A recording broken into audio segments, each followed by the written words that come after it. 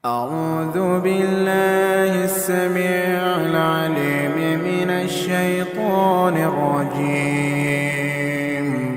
بسم الله الرحمن الرحيم.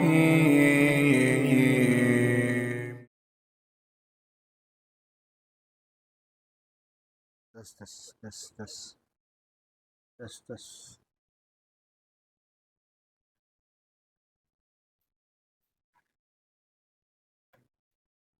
tes eh tes. Bismillahirrahmanirrahim. Assalamualaikum warahmatullahi wabarakatuh.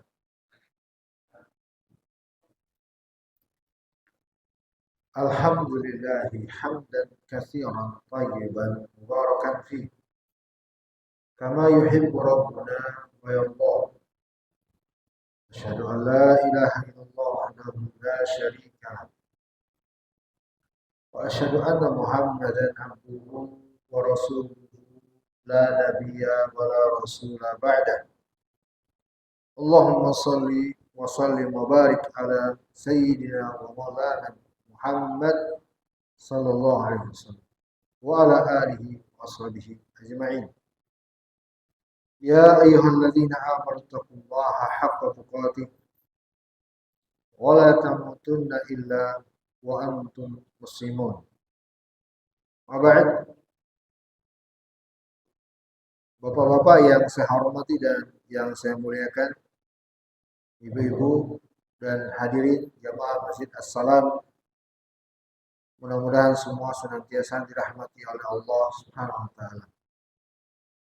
Kita bersyukur dengan kemudahan dari Allah kita bisa berkumpul di salah satu rumah dari rumahnya Allah dalam keadaan bermajelis taklim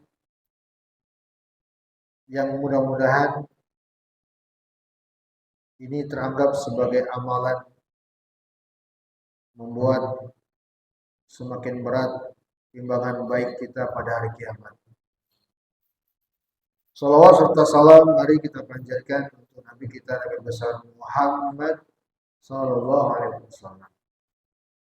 Baik, Bapak Ibu yang saya hormati dan yang saya muliakan, kita akan lanjutkan tafsir surat Al-Humazah yang telah kita mulai di pertemuan yang telah lalu hingga ayat ketiga. Dan malam hari ini kita akan membahas kelanjutannya, ini ayat keempat dan seterusnya.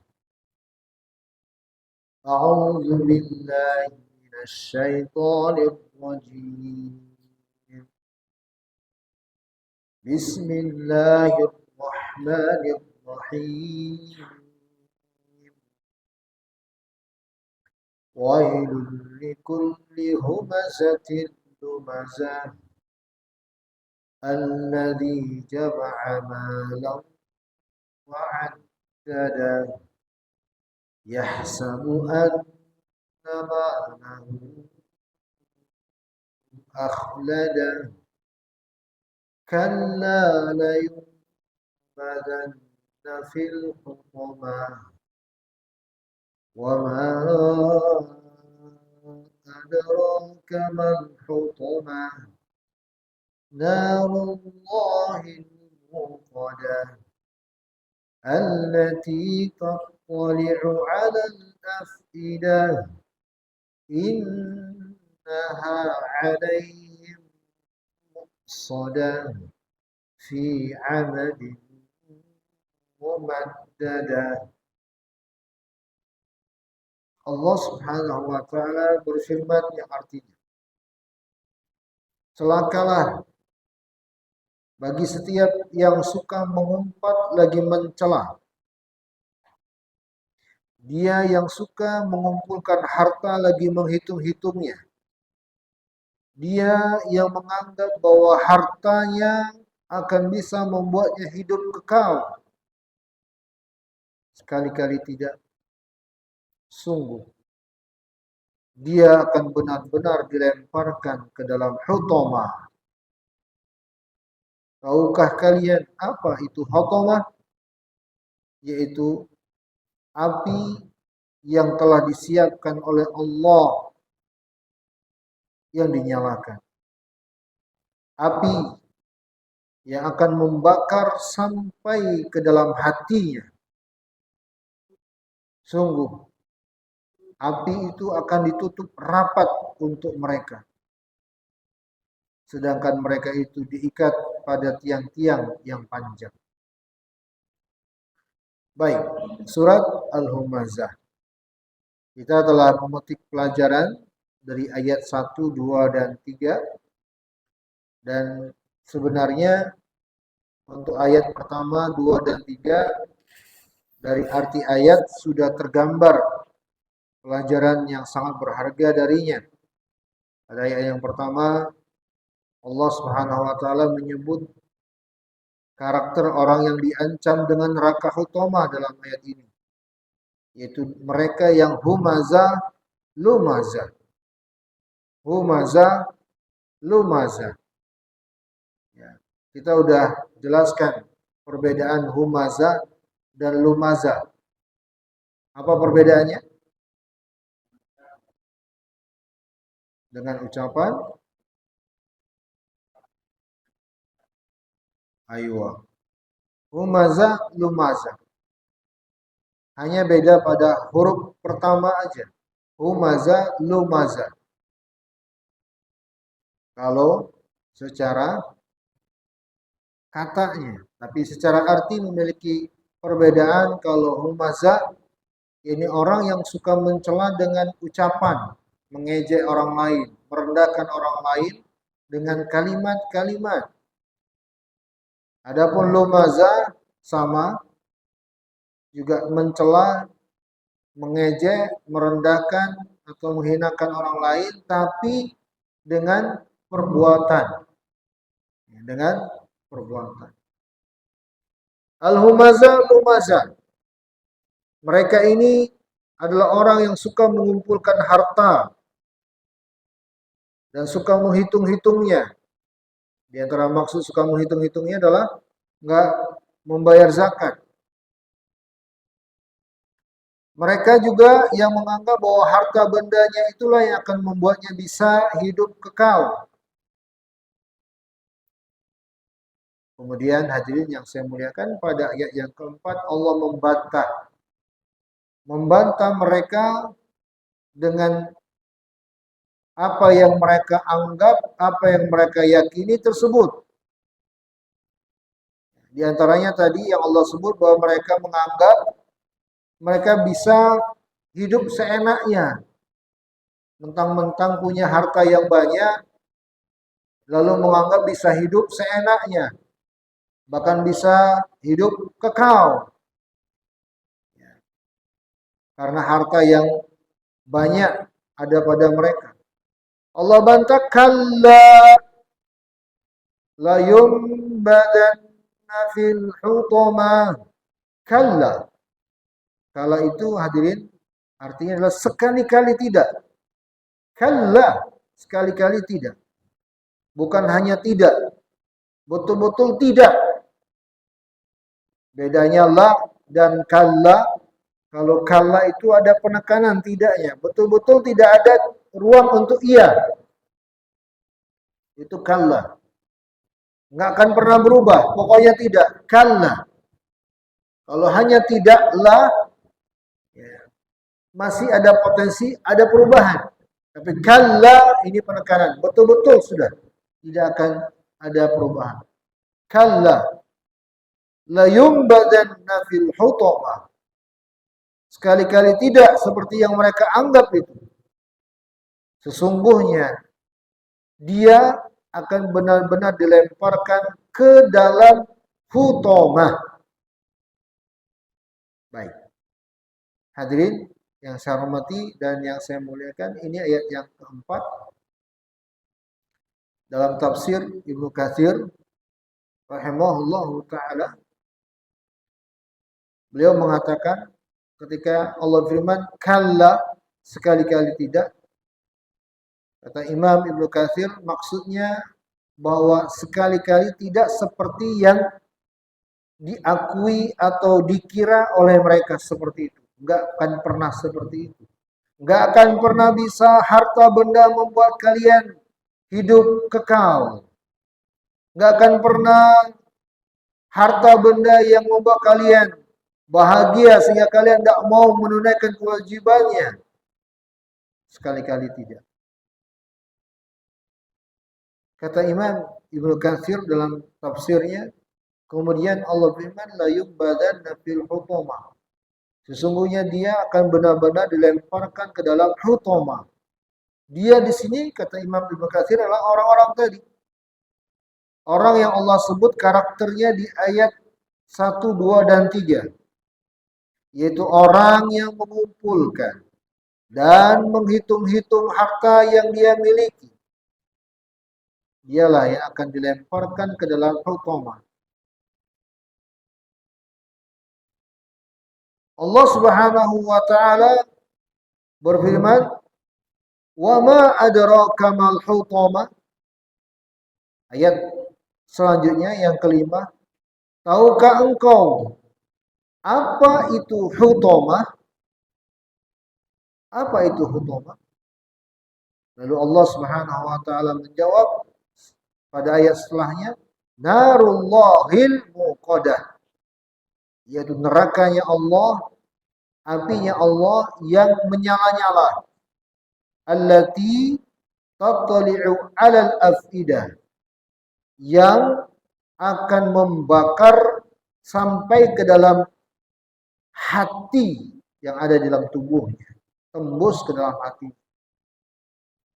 Innaha 'alaihim muqsadah, dan neraka tersebut ditutup rapat untuk mereka.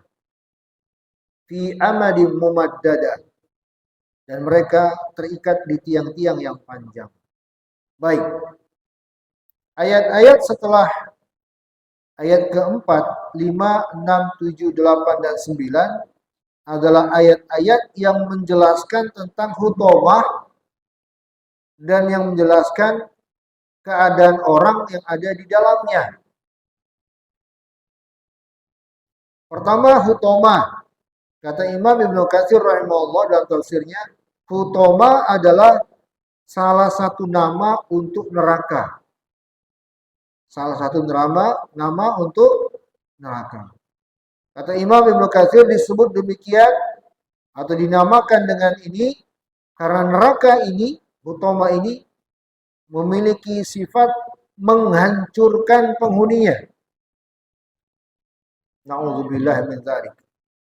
Menghancurkan. Oleh karena itulah Allah firman, "Wa ma adraka mal hutamah?" Tahukah kamu apa itu hutamah? Narullahil muqadah allati tattali'u 'alal afidah. Apinya Allah yang menyala-nyala, yang akan membakar sampai ke relung hati di dalam tubuh mereka. Imam Ibnu Katsir membawakan ucapan Thabit Al-Banani dalam tafsirnya. Beliau berkata, api yang membakar mereka sampai ke dalam hatinya mereka. Sedang ketika itu mereka dalam keadaan hidup. Kemudian ia berkata, azab itu sudah ada yang menimpa beberapa orang dari mereka. Dan setelah itu dia menangis. Muhammad bin Ka'ab mengatakan, api itu memakan segala sesuatu dari tubuhnya, sehingga ketika api sampai di hatinya, mendekati tenggorokannya, api itu kembali ke jasadnya. Allahul musta'an. Baik, inilah hutamah. Salah satu nama neraka yang di dalamnya api yang menyala-nyala. Para ulama juga menjelaskan dalam tafsir yang lain beberapa pelajaran. Pertama terkait dengan penyebutan Allah, narullahil muqadah. Narullah. Hadirin yang saya hormati dan yang saya muliakan, ada penyebutan narullah. Nar itu artinya api. Allah, ini Allah. Ini disandarkan kepada Allah. Apinya Allah, nerakanya Allah. Kata para ulama, penyebutan seperti ini adalah penyebutan penyandaran kepada Allah, dan tidaklah ada sesuatu yang disebut disandarkan kepada Allah kecuali bertujuan untuk membesarkan perkara itu. Mohon perhatikan ini hadirin. Ini salah satu metode dalam memahami ayat. Orang Nasrani salah di sini. Orang Nasrani itu salah di sini. Jadi karena Nabi Isa itu kan disebut ruhnya Allah. Ruhun minhu, ruhnya Allah. Ya, maka orang Nasrani memahami bahwa Nabi Isa ini bagian dari dirinya Allah. Padahal salah. Jadi penyebutan sesuatu yang disandarkan kepada Allah di satu kalimat itu belum tentu menunjukkan bagian dari dirinya Allah. Contoh, Baitullah. Baitullah. Bait, apa arti bait?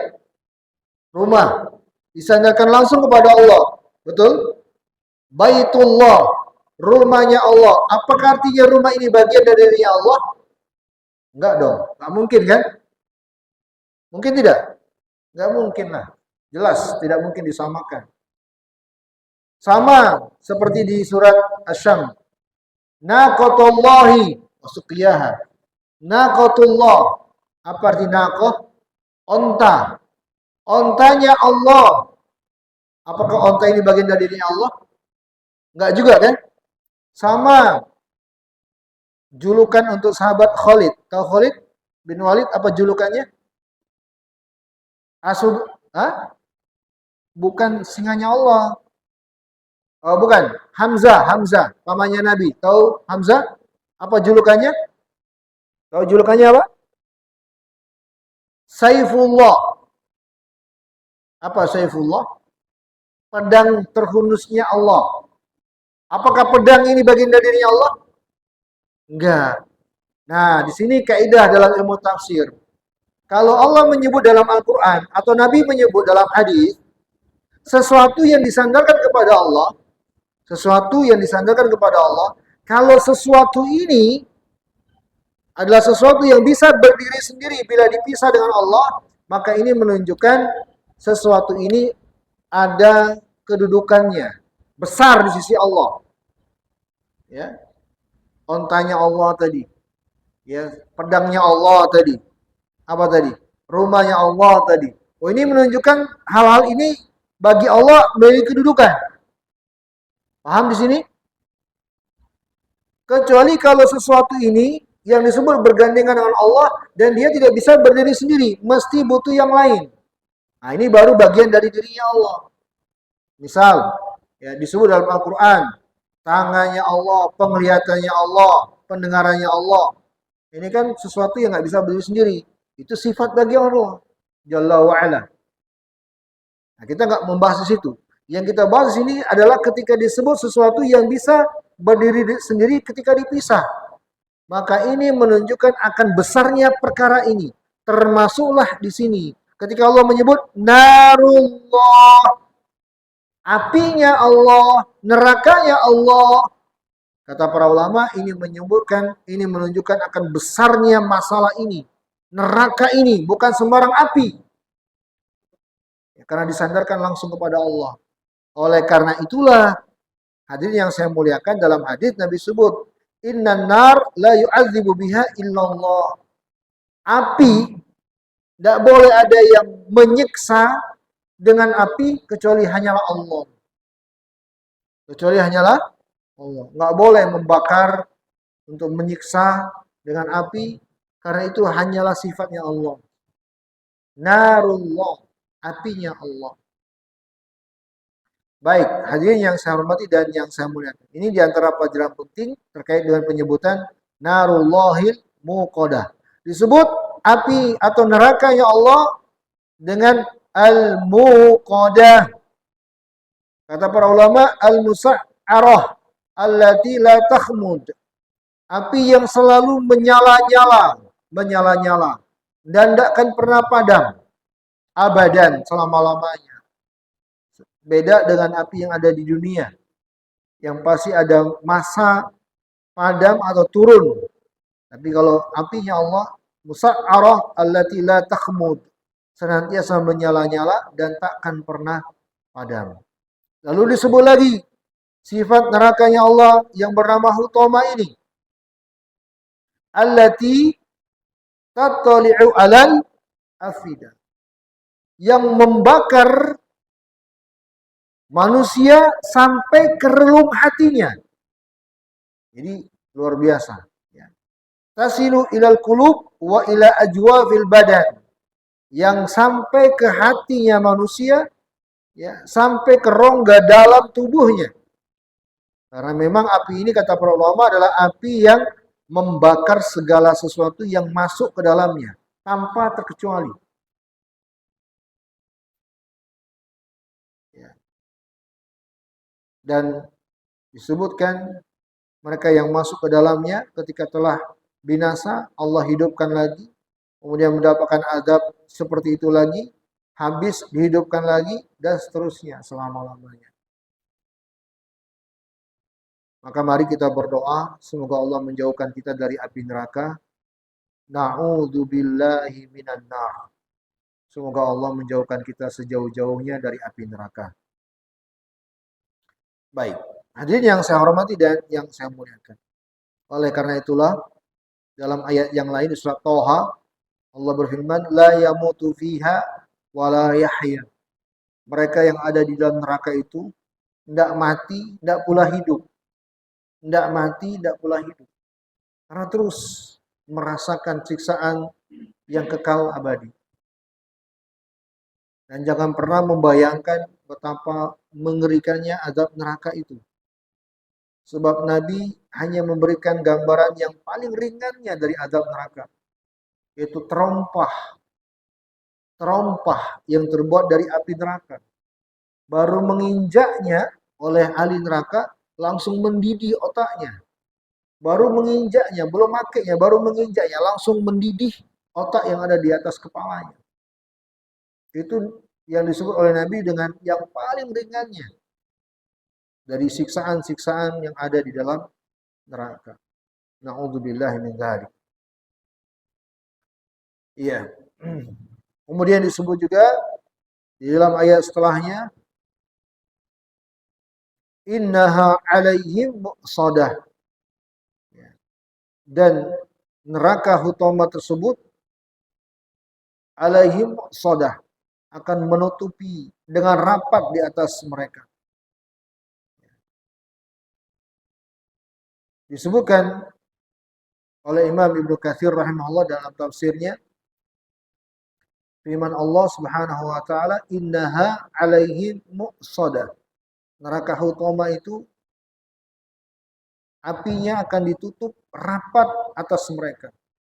Kata Imam Ibnu Katsir, yakni ditutup rapat sebagaimana penjelasan telah diberikan pada tafsirnya di dalam surat Al-Balad. Rapat, tidak bisa mereka keluar sama sekali.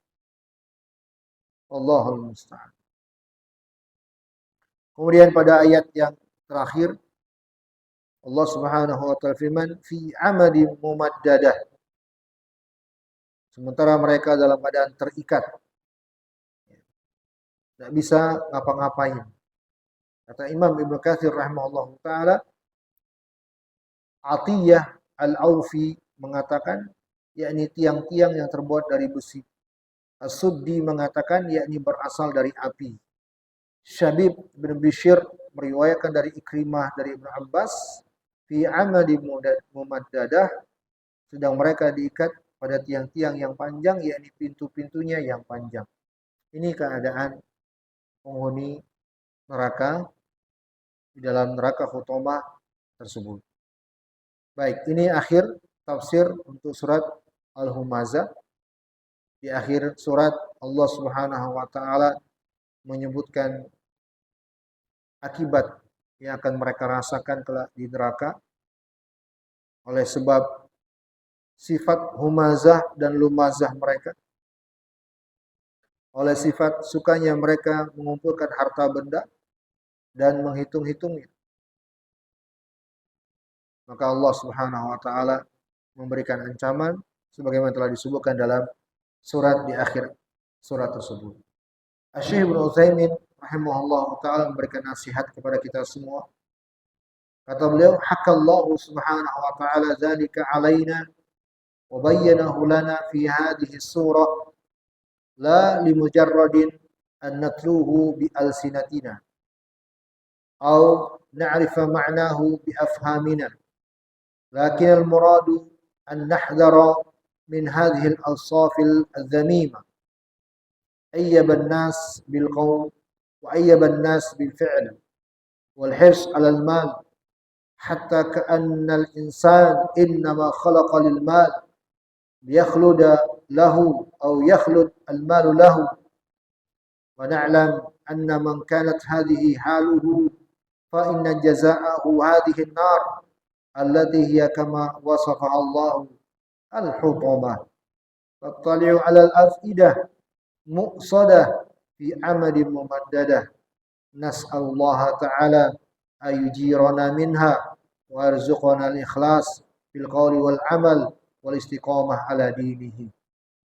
Penutup tafsir surat, saya bawakan nasihat dari Syekh Ibnu Utsaimin dalam tafsir beliau untuk surat Al-Hutamah ini, Al-Lumazah ini. Kata beliau di akhir penjelasan tafsir, Allah Subhanahu wa taala menjelaskan kepada kita, menerangkan kepada kita di surat Al-Lumazah ini penjelasan yang mesti kita perhatikan. Karena surat Al-Lumazah ini, Bapak Ibu yang saya muliakan, kata Syekh Ibnu Utsaimin, la limujarrad an natluhu bi alsinatina. Bukan hanya sebatas untuk kita baca dengan lisan-lisan kita. Bukan hanya sebatas kita ketahui terjemahnya, maknanya, bukan. Akan tetapi untuk menjadi pelajaran agar kita mewaspadai diri kita, menjaga diri kita, agar jangan sampai terjatuh kepada sifat-sifat yang tercela yang Allah sebut dalam surat tersebut. Di antaranya ayyibun nas, sifat suka mencela orang lain dengan lisan, sifat suka mencela orang lain dengan perbuatan, sifat berambisi terhadap harta, sampai-sampai menganggap bahwa dirinya tercipta untuk mengumpulkan harta agar bisa hidup kekal, atau dia hidup selama-lamanya untuk harta. Dan untuk kita ketahui bahwa siapapun yang demikian keadaannya, maka niscaya balasannya adalah neraka yang telah Allah Subhanahu wa taala sifatkan dalam surat ini. Neraka yang disebut dengan Hutamah, neraka yang dalamnya ada api yang akan melahap segala sesuatu, api yang menyala-nyala. Semoga Allah menyelamatkan kita dari neraka. Dan semoga Allah senantiasa menganugerahkan, mengkaruniakan kita keikhlasan di setiap ucapan dan perbuatan kita. Dan semoga Allah menganugerahkan istiqomah kepada kita semuanya di atas agamanya. Wallahu ta'ala alam bisawab. Ini akhir dari surat Al-Humazah. Dengan demikian berakhirlah surat tafsiran untuk surat Al-Humazah ini. Semoga Allah memberikan kemudahan untuk kita bisa mengambil pelajaran darinya dan bisa untuk mengamalkan dalam kehidupan kita sehari-hari. Di antaranya tadi peringatan untuk agar jangan berambisi terhadap perkara duniawi, harta benda. Dalam sebuah hadis Nabi pernah bersabda, ma dhi'bani ja'iani ursila bi ghanamin bi afsada min hirsil mar'i 'alal mali wasyarri. Dalam hadis yang diriwayatkan oleh Imam Tirmidzi, Nabi bersabda, tidaklah ada 2 ekor serigala yang keduanya lapar. Lalu keduanya dilepas ke sekawanan domba. Dilepas begitu aja. Ke sekawanan domba. Saya tanya bapak-bapak, serigala ini hewan buas bukan?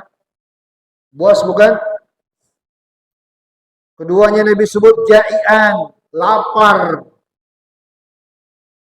Dilepas begitu saja ke segerombolan domba. Kira-kira akan rusak nggak keadaannya? Rusak tidak? Rusak tidak? Akan cabe-cabe itu. Karena serigala kan nggak memandang mana lawan mana kawan. Di antara mereka pasti juga akan saling memangsa mungkin. Karena berebut. Ya tidak? Namanya serigala. Serigala itu kan nggak ada lawan, nggak ada kawan. Kalau lagi kondisi lapar begitu. Dilepas begitu saja. Tapi kata Nabi, ada yang lebih merusak lagi dari keadaan itu. Ada yang lebih merusak lagi. Min hirsil mar'i 'alal mal wasyarf. Yaitu ambisinya seseorang terhadap harta benda duniawi dan kehormatan.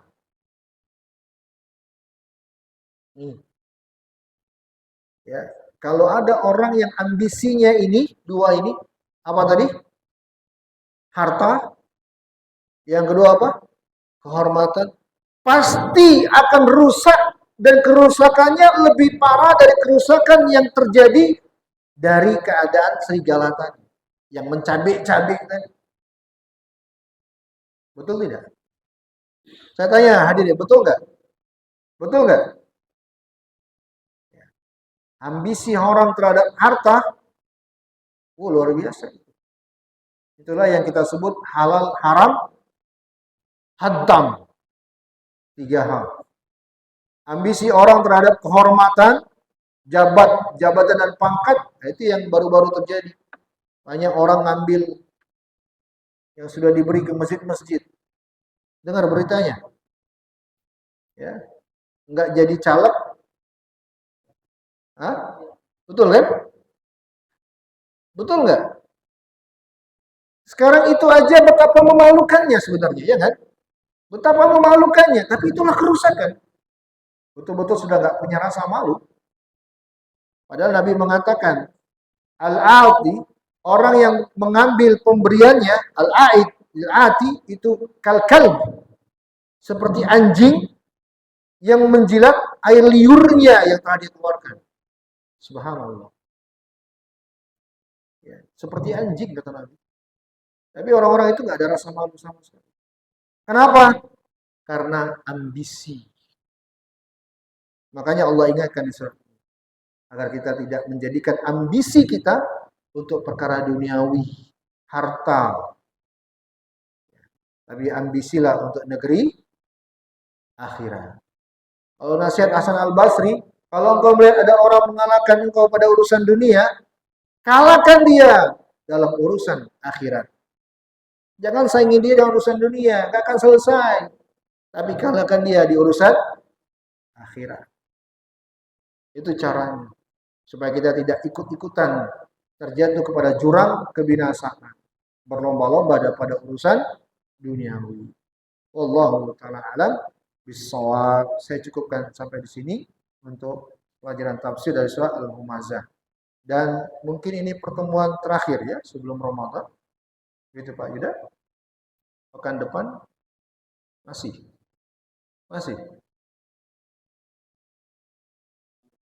Tunggu pengumuman kan? Ya, karena ada kemungkinan kan bahwa malam Senin minggu depan itu sudah puasa. Ya tidak? Ya kan? Ada kemungkinan kan? Berarti mungkin kita liburkan. Ya, sudah kita liburkan untuk kajian tafsir. Ini pertemuan terakhir. Dan insya Allah kita sambung lagi gak nih? Hah? Sambung ibu-ibu? Sambung. Sambungnya kapan? Habis lebaran. Baik. Insya Allah kita akan sambung setelah Syawal. Mudah-mudahan Allah panjangkan umur kita dalam keadaan sehat walafiat, dalam ketaatan, kita bisa berjumpa kembali.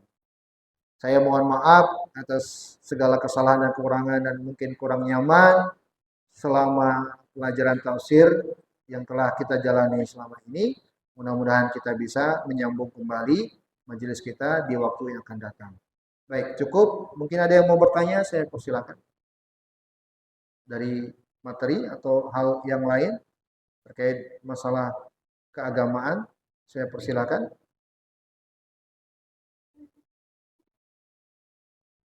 Ya, silakan.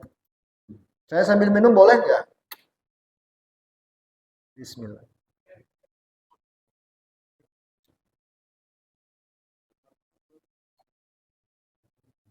Waalaikumsalam.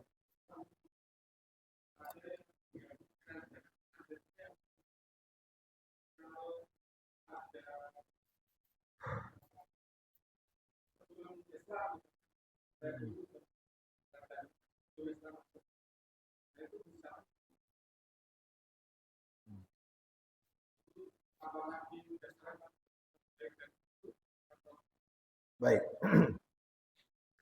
Kalau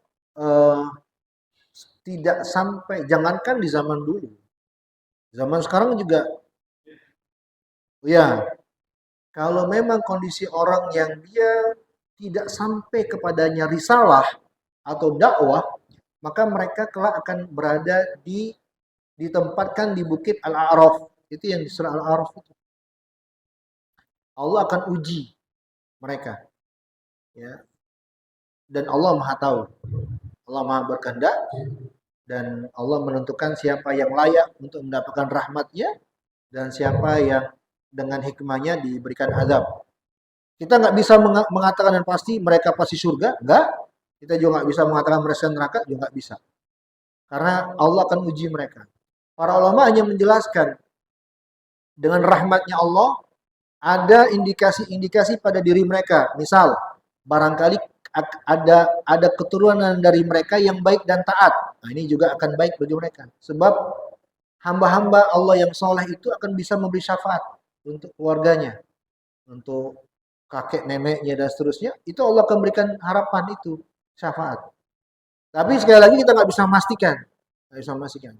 Jadi indikasi-indikasi itu yang mungkin nanti diantara menjadi sebab mungkin akhirnya Allah beri rahmat atau bisa jadi mungkin Allah tetap mendapatkan azab. Yang jelas akan ada fase ujian untuk mereka yang tidak sampai dakwah sama sekali loh ya.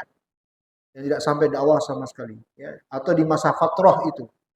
Mereka akan ditempatkan di sebuah tempat nantinya antara surga dan neraka. Nah, nanti Allah akan uji di antara mereka dengan melihat beberapa faktor, indikasi. Itu jawabannya. Jadi kita nggak bisa mengatakan mereka pasti neraka, nggak bisa. Karena mereka nggak sampai dakwah. Tapi kita juga bisa mereka mengatakan mereka pasti surga, nggak juga bisa. Karena syarat masuk surga itu harus dengan tauhid, ya kan? Harus dengan Islam, iman. Jadi makanya ketetapannya Allah akan tempatkan di sebuah tempat, Allah akan uji. Ya. Nah, di antara faktor-faktornya tadi yang saya sebutkan, keturunan mereka nanti bisa menjadi bantuan dan kebaikan untuk mereka di saat itu. Wallahu a'lam bishawab. Ada lagi yang lain? Ya.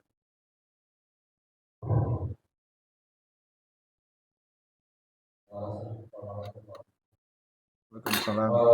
Tadi apa apa itu? Ya.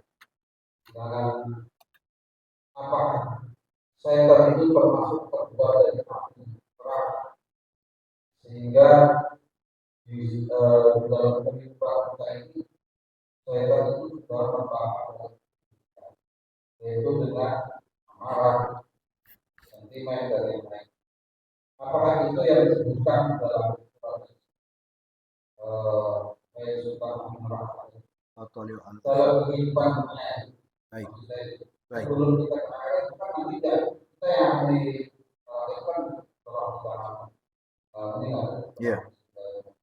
Kita yang Baik, baik. Baik. Kalau kita eh, mengaitkan dengan ayat tadi yang bunyinya tattali'u alal afidah, api itu akan sampai ke hati mereka. Maka kalau kita memahami ayat ini, maka tidak bisa ke kehidupan duniawi, tidak bisa. Karena ini hanya menyebutkan tentang keadaan neraka nanti pada hari kiamat yang akan membakar mereka sampai ke dalam hati mereka.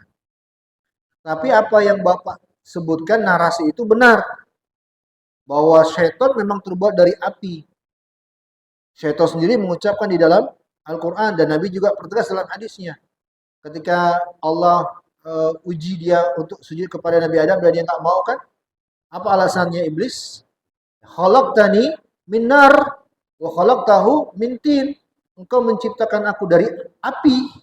Iblis sudah mengakui dia tercipta dari api.